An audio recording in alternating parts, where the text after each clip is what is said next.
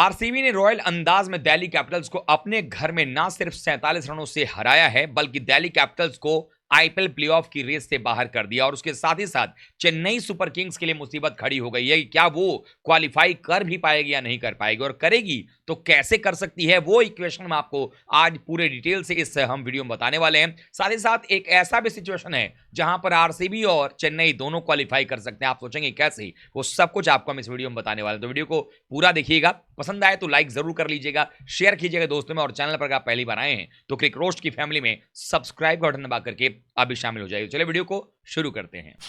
Delhi Capitals के खिलाफ जब एम चिन्नास्वामी के मैदान पर आरसीबी जब उतरी मुकाबले को खेलने के लिए, तो उनके ऊपर दोहरा दबाव था। एक तो मैच जीतना ही था, लेकिन उसके ऊपर दबाव यह था कि पहले मुकाबले में चेन्नई ने राजस्थान को अपने घर में पटखनी दे दी थी, और उसकी वजह से उनके 14 अंक हो चुके थे, और साथ ही साथ जो नेट रन रेट था चेन्नई का वो 0.53 पर जा पहुंचा था। ऐसे में आरसीबी की टीम को हर हाल में जीत चाहिए थी, और एक बड़ी जीत चाहिए थी।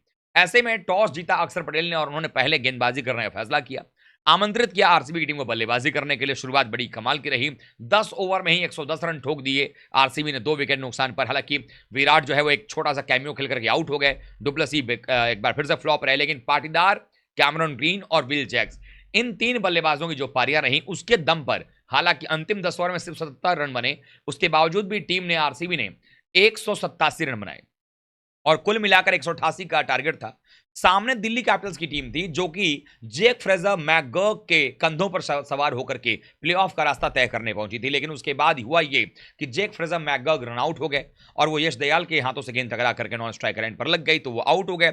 उसके बाद एक एक करके बल्लेबाज आते गए, चलते गए, सारे विकेट्स गिरते चले गए। सिराज भी फॉर्म में थे, दयाल भी फॉर्म में थे, कैमरन ग्रीन ने भी विकेट निकाला। कुल मिलाकर के 140 रन पर टीम सिमट गई। सिर्फ अक्षर पटेल इकलौते प्लेयर थे जो कि लड़ते रहे, अपनी टीम के लिए कप्तानी पारी खेलते रहे, लेकिन ऋषभ पंत का ना होना ये दिल्ली कैपिटल्स के लिए सबसे बड़ा जो है एक कमी खलने वाली बात हो गई। और कुल मिलाकर के देखा जाए तो दिल्ली कैपिटल्स की टीम को हार का सामना करना पड़ा।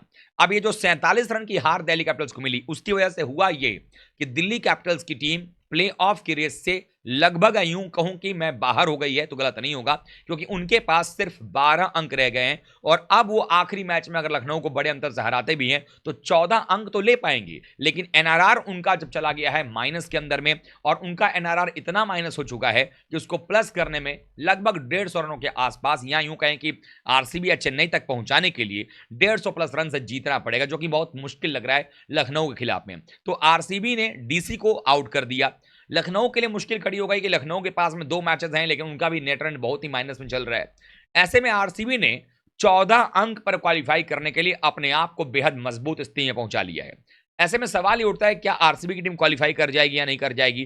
क्या सीएसके जो है वो क्वालिफाई कर जाएगी तो आरसीबी तो बाहर नहीं हो जाएगी? और क्या ये दोनों टीमें भी क्वालिफाई कर सकती हैं, नहीं कर सकती हैं, ये भी आपको बताने वाला हूं इस वीडियो में। लेकिन आपको ये बता दूं कि आरसीबी के लिए प्लेयर ऑफ द मैच जो रहे वो यहां पर रहे कैमरन ग्रीन। आरसीबी के पास अगर जीतने की बात करें तो 25 से 30 रन से उनको जीतना पड़ेगा चेन्नई के खिलाफ, उनके नेट रन रेट को नीचे छोड़ करके 14 अंक लेकर के क्वालिफाई करने के लिए। लेकिन कुछ सवाल ऐसे भी आ रहे थे कि क्या ये दोनों टीमें क्वालिफाई कर सकती हैं? तो जी हां, दोनों टीमें क्वालिफाई कर सकती हैं। उसके लिए एक बड़ा कार्य करना पड़ेगा। बड़ा कार्य क्या है? हैदराबाद ऑलरेडी 14 अंक ले चुकी है, लेकिन उनकी पूरी टीम डिपेंडेंट है सिर्फ ट्रेविस हेड और अभिषेक शर्मा के ओपनिंग पर।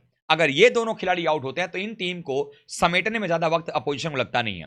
गुजरात टाइटंस की टीम ने जिस तरीके से चेन्नई को पिछले मैच में हराया है, वो एक अलग फॉर्म में लग रहे हैं। अगर उनका फॉर्म चला, और पंजाब ने जिस तरीके से केकेआर के खिलाफ 262 चेस किए थे, अगर इन दोनों टीमों को प्रिडिक्ट कर पाना बहुत ही मुश्किल होता है। अगर इन्होंने कहीं हरा दिया दोनों मैच में, अगर अपने घर में ही आरसीबी एसआरएच की टीम अगर हार जाती है, हालांकि बहुत मुश्किल है ये होना, क्योंकि एसआरएच की टीम इतनी मजबूत है कि एक मैच भी जीतेगी तो उसके पास में आराम से 16 अंक हो जाएंगे, फिर वो क्वालिफाई कर जाएगी, क्योंकि नेट रन उनका जो है वो पॉजिटिव में है और बेहतर है, वो तो वो क्वालिफाई कर जाएगी। फिर लड़ाई जो है वो आरसीबी और सीएसके में रहेगा। लेकिन अगर ये दोनों मैच में एक अच्छे खासे अंतर से हार जाती है ये टीम, तो 14 पर रह जाएगी, और ऐसे में आरसीबी और सीएसके दोनों के पास चांस होगा कि वो क्वालिफाई कर जाएंगे 14-14 अंकों के साथ। अगर आरसीबी जीतती है सीएसके से तो आरसीबी भी बेहतर रन रेट के साथ 14 अंक ले लेगी, सीएसके के पास भी बेहतर रन रेट के साथ 14 अंक होगा, और चूंकि 2 मैच आप हारोगे और आपका जो नेट रन है यानी कि हैदराबाद का जो नेट रन है उसको अगर आप देखेंगे तो वो नीचे की तरफ आएगा। तो ऐसे में ये निश्चित है